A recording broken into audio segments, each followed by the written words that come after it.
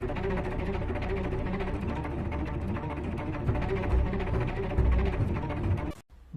kayo sa akin. Bantay kayo sa akin. Bantay kayo sa akin. Basta pagka magloko-loko, ayaw ko nang makita pa nakatindig isa. Wala akong gustong nakakita nakatindig sa inyo. Yan talaga ang totoo. Prangka nationwide yan.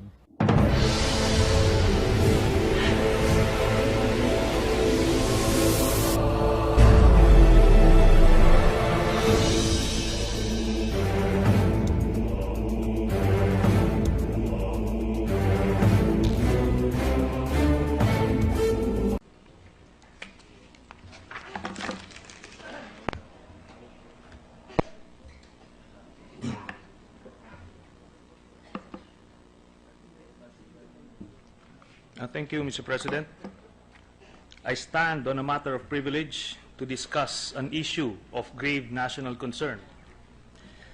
Nung nakaraang linggo sa hearing ng Committee on Justice and Human Rights, meron daw pong mga inconsistencies di umano sa mga pahayag ni Mr. Edgar Matubato. Next slide, please. Una, ayon sa testimonya ni Matubato sa Senado, grade 1 lamang siya ang natapos niya at ito daw ay taliwas sa nakasaad sa affidavit niya sa NBI na nakalagay grade 3 at sa kanyang service card na sa Davao City Hall na nakalagay ay siya ay high school graduate. Sa ating fact check, sa lahat ng tanong kay Mr. Matubato, ang sagot niya ay siya ay grade 1. Hindi rin si Matubato ang sumulat at naghanda ng service card at affidavit niya dahil hindi siya marunong magbasa at magsulat. Yung sa service card, maaring ito ay nilagay na high school graduate para ma-justify yung kanyang pagsiservisyo sa City Hall.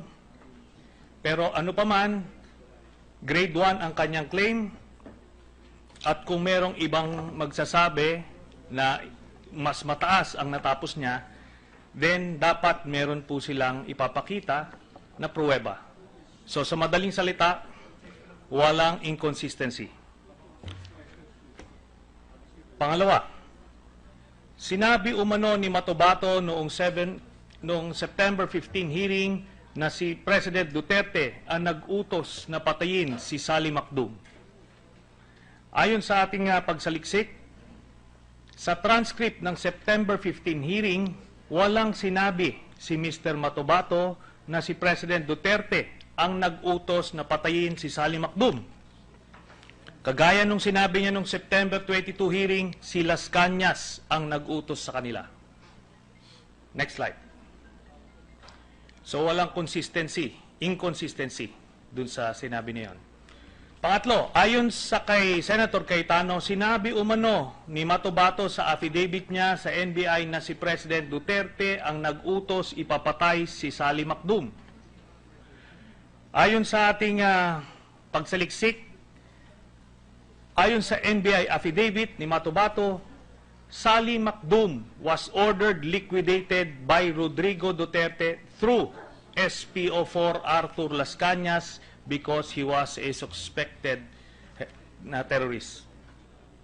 Andyan po yung source sa mga dokumento na yan. So sa madaling salita, walang inconsistency. Next slide please. Kaapat, ayon sa testimonya ni Matubato sa Senado, binigti at sinapchap umano nila si Sally Macdum. Ito daw ay taliwas sa affidavit niya sa NBI na nagsasabi na binigti, nilaslasan ng leeg, sinaksak at sinapchap nila si Sally Macdum. Again, ayon sa mga salaysay ni Mr. Matubato, siya lang ang nagbigti kay Sally Macdum. Ngayon nais kong i-emphasize ang ibig sabihin ni Mr. Matubato ng pagbigti. Ito yung panggarote o pangsakal, hindi yung binibitay, kagaya ng pagkakaintindi ng mga taga rito sa Maynila. Dagdag pa niya, hindi siya kundi si Las Cañas ang sumaksak kay Sally Macdum. Ipapakita ko mamaya ang isang larawan para mabigyan ng idea kung paano nangyayari ito. Again, wala pong inconsistency. Next slide, please. Sabi umano ni Mr. Matubato sa September 15 hearing na noong 2010 kinidnap nila ang mga tauhan/bodyguard ni Nograles. Binago niya umano ang kanyang statement noong September 22 hearing at sinabi na ang kinidnap nila ay tao ni General Palparan at ni General Matiliano. Now, ayon sa ating pagsaliksik, nakalagay sa transcript noong September 15 hearing, sinabi ni Matubato na noong 2010, kinidnap nila ang 4 na tao ni Nograles. Sinabi din niya na ang mga taong ito ay tao ni General Matiliano at General Palparan na sumusuporta kay Nograles. Sinabi po niya yan. So sa madaling salita, again, walang inconsistency. Next slide, please. Ayon kay Matubato, wala daw siyang ginawang affidavit tungkol sa DDS, ngunit lumabas na may affidavit siya sa NBI tungkol dito. Next slide, please. Base sa ating pagsaliksik, ang tanging complaint affidavit na final ni Matubato ay tungkol sa kanyang torture at kay Richard King at hindi tungkol sa Davao Death Squad. Ang binasa po ni Senator Cayetano ay isang sworn statement. Ang pagkakaalam ni Mr. Matubato, magkaiba po ito. So in short, wala pong inconsistency. Next slide. Ayon kay Matubato, sinabi sa kanya na sa McDonald's binaril si Richard King. Ito ay taliwas sa totoong nangyari na sa sariling opisina pinatay si Richard King.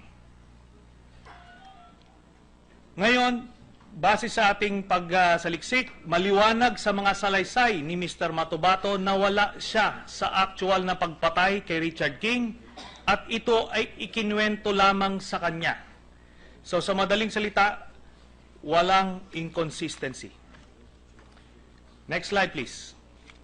Ayon kay Matubato, masking tape ang ginagamit nila sa pagbalot sa muka ng mga biktima nila.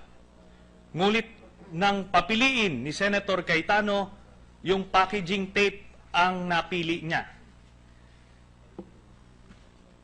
Sa limitadong kaalaman ni Mr. Matubato, ang pangalan ng iba't ibang office supplies, ang tawag niya sa lahat ng uri ng tape ay masking tape. So sa madaling salita, again, walang inconsistency. Next slide, please. Ayon kay Attorney Abeto Salcedo Jr., tinangka siyang patayin ni Matubato noong October 24, 2014. Ayon naman sa ginawang report ng NBI sa DOJ, nasa custody na ng WPP si Mr. Matubato noong September 1, 2014. At hindi lang yan, na-discover natin na base dito sa balitang ito, October 24, 2014, inambush yung DARA adjudicator at ang kanyang description ng gunman ay slim, 5'8" ang height at wearing black shades during the attack. So maliwanag, hindi si Mr. Matubato yan dahil mga 4'8" lang yata ang height ni Mr. Matubato. So isang talampakan ang diferensya sa description. Siya po yung nag-file ng kaso ngayon kay Mr. Matubato. Next slide. Ngayon, kung meron pa mang ibang inconsistency pa, ito ay minor lamang at pwede nating ipaubaya sa memory lapse dahil sa edad niya na 57 years old at dahil sa dami ng kanyang napatay o nakitang napatay, ito ay nagiging regular na pangyayari sa buhay niya. Kagaya rin nating lahat, walang may perpektong memorya. Bukod pa riyan, siya ay nakatapos lamang ng grade 1 at hindi makapag-Tagalog ng maayos. At dahil hindi siya makabasa, ang buhay niya ay umaasa ng malaki sa tiwala ng mga tao sa paligid niya. Kung ano ang sasabihin sa kanya ng mga taong pinagkakatiwalaan niya, yun ang pinangahawakan niya. Ano't ano paman, pagkatapos ng mahigit 10 oras na cross-examination at scrutiny ng ating mga mahuhusay na mga senador, inconsistencies lamang ang kanilang napuna at wala ni isang sadyang sinungalingan silang nakita.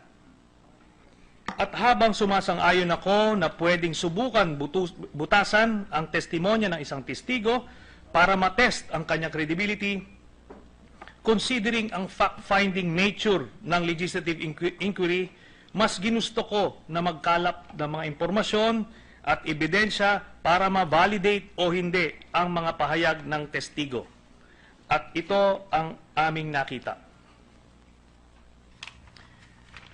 Ayon kay Matubato, nagserbisyo siya sa Davao City Government hanggang 2013, September, no umalis siya sa DDS. Dito po, sa service card ni Matubato bilang empleyado ng Davao City Government, makikita natin na naka-assign siya sa City Mayor's Office sa Davao City. At dito sa date, as early as September 1990, ay nagtatrabaho na siya sa City Mayor's Office. Sa madaling salita, totoo ang kanyang mga pahayag. Next slide. Dito po sa ID ni Matubato bilang empleyado ng Davao City Hall, makikita natin si Mayor Sara Duterte ang nakapirma dahil si Mayor Sara Duterte ay siyang mayor simula 2010 hanggang 2013 sa Davao City. So hanggang dun sa panahon na yon ay totoo ngang empleyado siya. Next slide. Dito sa payroll ng job order, makikita natin ang pangalan ni Mr. Edgar Matubato na siya ay naka-assign dito sa Davao City Hall as late as July 1, 2013 based on this payroll na pirmado po ng mga opisyal ng Davao City Hall Government. So, totoo po ang kanyang mga pahayag. Ayon kay Matubato, meron daw siyang ATM card bilang patunay na sumisweldo siya sa City Hall. Ito po ang Land Bank ATM card ni Edgar Matubato. Later on, pwede natin hingin yung mismong transaction history ng kanyang account para malaman natin kung talagang regular siyang pinapasweldohan. Next slide.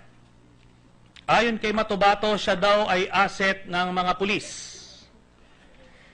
Ito po, dito po sa ID ni Matubato, bilang agent ng CIDG, ito po ay nagpapatotoo ng kanyang salaysay. Next slide.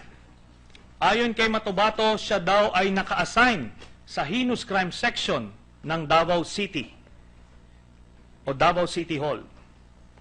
Again, dito sa job order form, makikita natin ang kanyang office of assignment na nakalagay heinous crime and investigation section ng main office. Ano yan? Ang date niyan ay 2nd July 2013. So, totoo muli ang kanyang salaysay. Next slide. Ito naman sa dokumento ng Human Resource Management Office ng City Government of Davao dated November 22, 2007. Nakalagay dito, please be informed. Naka-address ito kay Mr. Edgar Matubato, City Mayor's Office. Please be informed that your job order has been approved by the City Mayor and as such you are hereby assigned to the Heinous Crime Investigation and Detective Management Section, Davao City Police Office, this city, effective upon receipt hereof. Report to Police Senior Superintendent Jaime Morente, etc., etc. So, totoo ang kanyang sinasabi na siya ay naka-assign sa heinous crime in unit or section ng Davao City Hall. Next slide. Ayon kay Matubato, dun sa kanyang salaysay noong September 15, itong mga ito ang miyembro ng heinous crime section. Major Lau, Major Francia, Arthur Las Cañas, Sunny Beneventura, Jim Tan Braganza. Ayon sa ating fact check, sinabi mismo ni General De La Rosa, ang ating Chief PNP, and I quote, iyong pinagsasabi niya kanina, Your Honor, nakasama niya yung mga taga-heinous crime yun. Unquote. So, totoo ang salaysay ni Mr. Matubato. Next slide. Ayon kay Mr. Matubato, mayroon siyang barel na Colt caliber 45. Ayon sa ating pagsasaliksik, meron siyang firearm license card na ang nakalagay na barel ay Colt na caliber 45 na pistol. Totoong muli ang kanyang salaysay. Ito ang kanyang permit to carry firearms outside of residence na again nakalagay caliber 45 Colt ang brand. Totoong muli ang kanyang sinasabi. Next slide.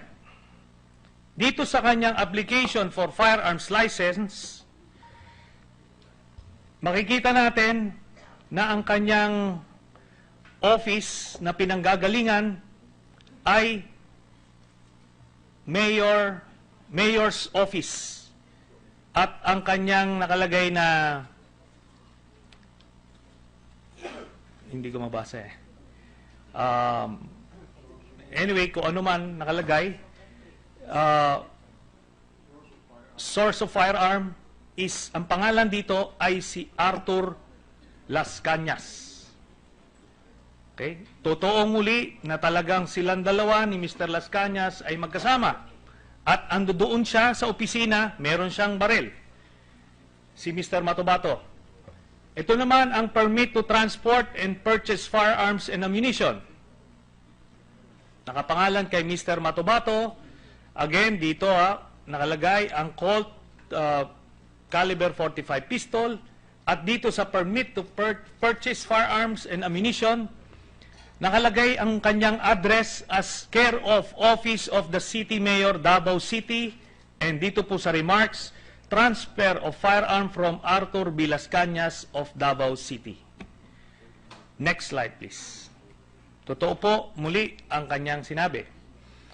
Ayon kay Mr. Matubato, siya ay hitman ng Davao Death Squad.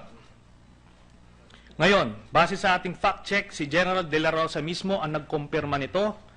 And I quote, I heard his name, narinig ko yung pangalan niya, Edgar Matubato, doon sa Davao, ito daw ay tirador. So ngayon, ito po ang ating kailangan at this point pagtagpi-tagpiin. Merong isang hitman na may barel na lisensyado na naka-attach sa isang unit sa Davao City Hall Government under the Office of the City Mayor at mga pulis ang kanyang kasama. Lahat yan ay sinalaysay ni Mr. Matubato at totoo. So, ano ang ginagawa ng isang kilalang hitman sa Office of the City Mayor? Next slide, please. Ayon kay Matubato, noong June 19, 2014, isang linggo pagkamatay ni Richard King, siya ay hinuli at tinorture ng mga kapwa niyang miyembro ng Davao Death Squad para gawing fall guy. Base sa ating fact check, totoo nga na siya ay sinampahan ng kaso ng mga pulis na dati niyang kasamahan, sina Reynante Medina na isang SPO2 at isang Bienvenido Furog na SPO1 noong June 19, 2014.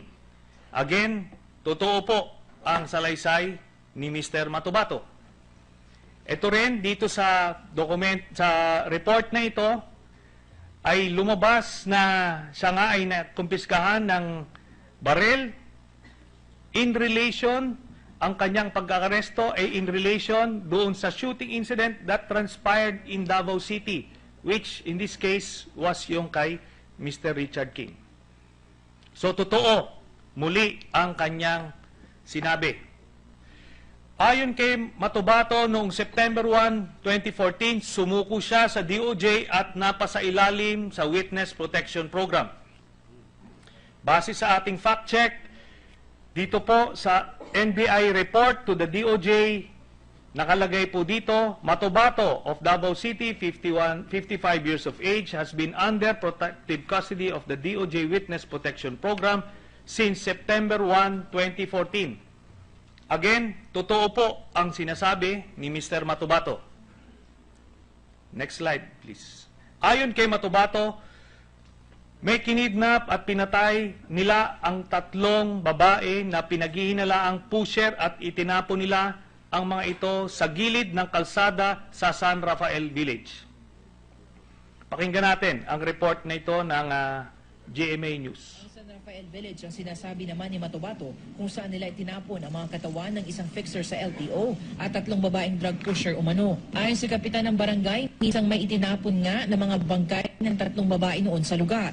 Pero hindi naman siya sigurado kung ito nga ang tinutukoy ni Matubato. Yung between 2007 to 2008, ganyan, so na may natagpuan dito yung 2 babaeng tinapon sa may San Rafael Gold Street.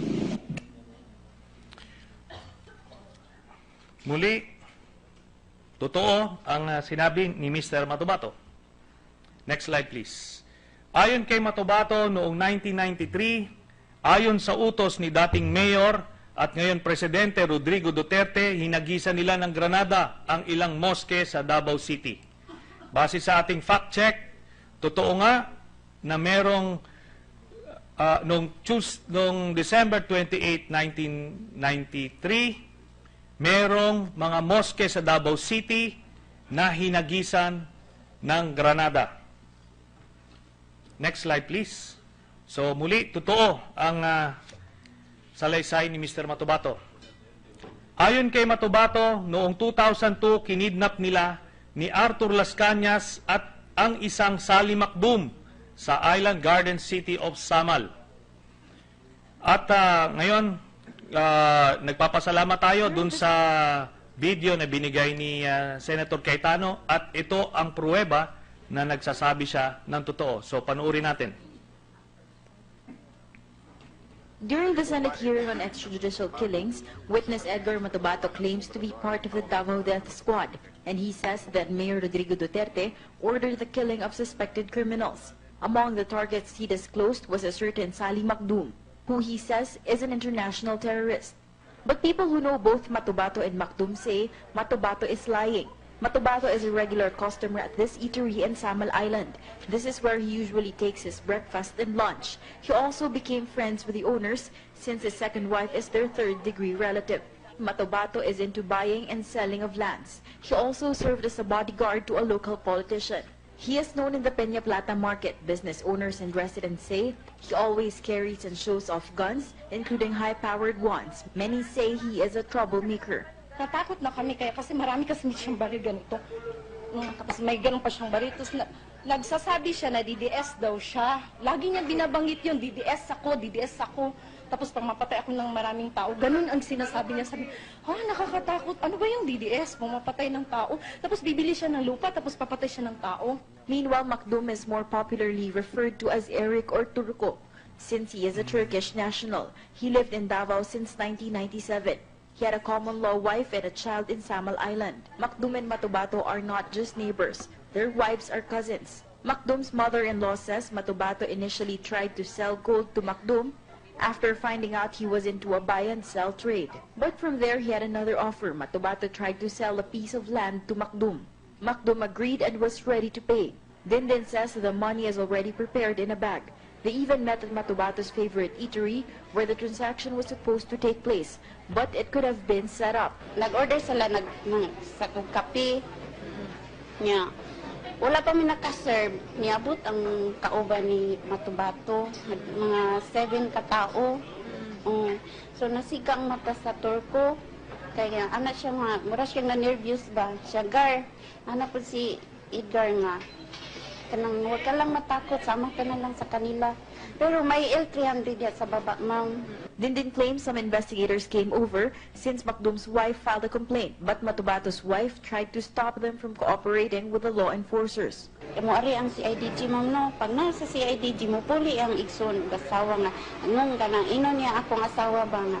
Nung dili ka mag-testimony ha, ayaw pag-testimony ha, kay madaot ka, ana. And until now, Macdum's family never found justice for him.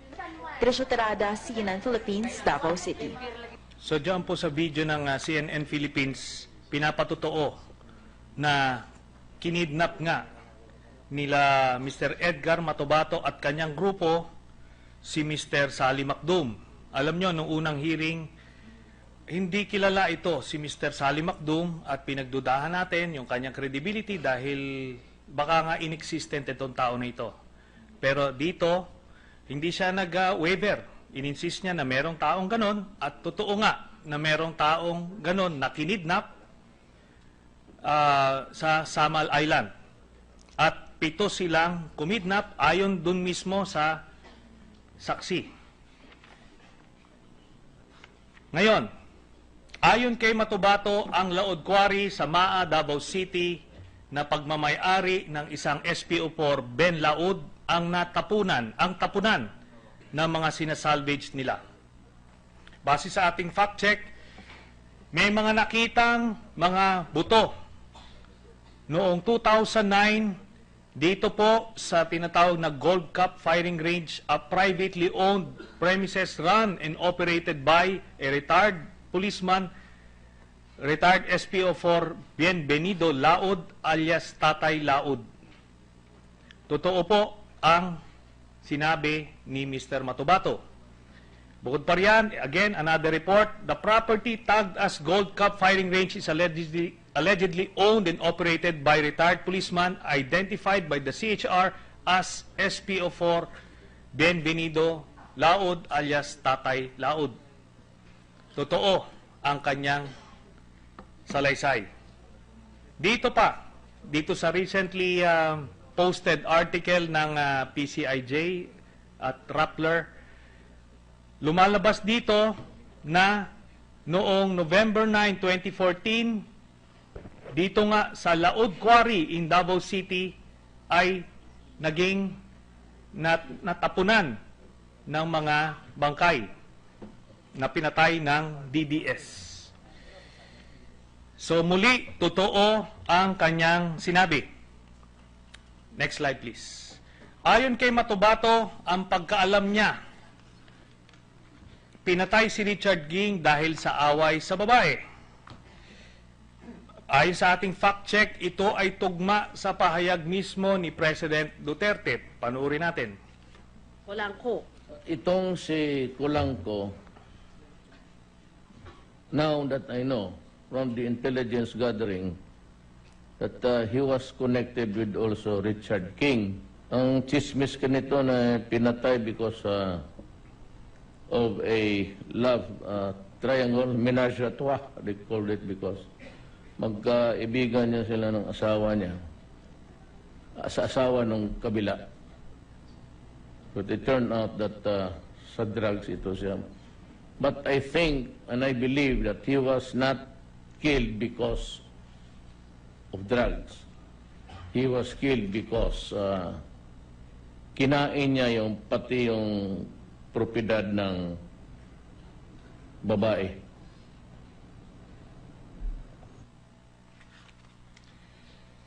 Ngayon, you be the judge. That's the word of the President. Hindi ko sinasabi na totoo. Ngayon, next. Ayon kay Matubato, noong 2010, kinidnap ng grupo ni Matubato ang 4 na tao. Isa sa kanila ay babaeng ex-barangay captain. Sila daw ay mga tauhan ni General Matiliano at ni General Palparan na sumusuporta kay Nograles na dating speaker. Sila ay pinatay at itinapon sa dagat. Ayon din kay Mr. Matubato, minsan ibinabalot nila ng masking tape or packaging tape, na yun ang tinuro niya, ang kanilang biktima upang hindi makilala. So base sa ating fact check, 2 supporter ni General Palparan ng party list group nila ay namatay, ay natagpo ang patay. Isa dito ay former barangay councilwoman Juliana Noquera. Isa ring bangkay ng nagngangalang Rolando Miranda was also recovered in the same day diyan po sa Kaputian District, Island Garden City of Samal. So again, totoo ang naging salaysay. Meron din dito another news report. Ito ay mga news report noong 2010 that the Regional Police Office of Region 11 identified the victims as Ronald Miranda, who was found dead in the Island Garden City of Samal, while former Barangay Kagawad Juliana Huling Noquera was found in Santa Maria, Davao del Sur. So totoo ang sinabi niya. Despite the denials of former Speaker Nograles and his son, Congressman Nograles.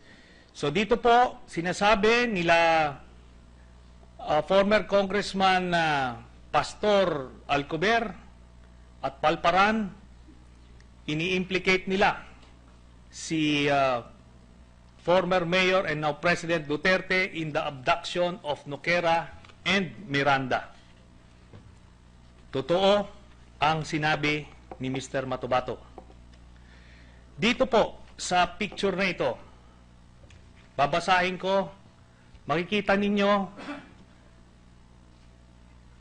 na iba't ibang anggulo ng isang bangkay na natagpuan. Ang sabi ni former Congressman June Alcober doon sa isang Facebook post, ito ay si Ka-Onald, security at anti-communist organizer namin sa Kalinan, Davao City. Kinidnap ng DDS kasama isang babae, barangay councilor at pinatay sa saksak at tinapon sa dagat ng Samal Island. Before nailibing ang bangkay, pinarada namin ito sa Davao City Hall and challenged Digong to arrest DDS responsible for their deaths. Hanggang ngayon, walang aksyon at resulta sa investigasyon. Makonsensya ka, Digong. Alam mo bakit pinatay sila? Gabaan gyud ka, Digong. Gabaan gyud ka. Totoo ang sinabi ni Mr. Matubato. Dito po, nais nating ipakita yung sinabi ni Mr. Matubato kung anong ginagawa nila dun sa masking tape o yung tinuro niya na packaging tape na binabalot sa muka.